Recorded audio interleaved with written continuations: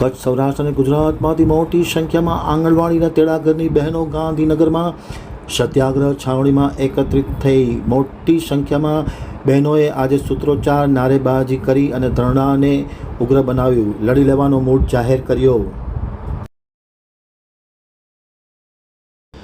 હવે જોઈએ ગાંધીનગર આમતક ન્યૂઝ બ્યુરોમાંથી જે.કે. પટેલનો એક વિસ્તૃત અહેવાલ। ગાંધીનગરની સત્યાગ્રહ છાવણીમાં આંગણવાડીની બહેનો એકત્રિત થતાં ભારે અફડાતફડી મચી જવા પામી છે।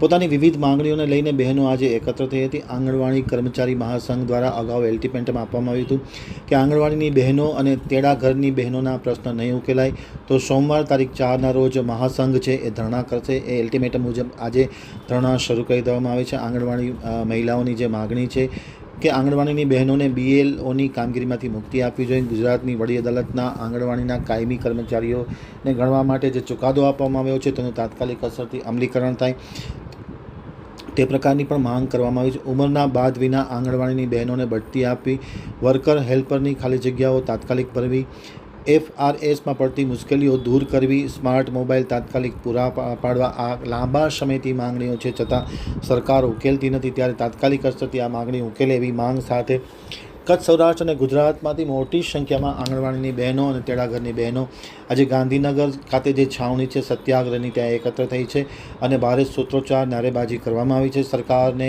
ઘેરવાનો પ્રયાસ કરવામાં આવી રહ્યો છે।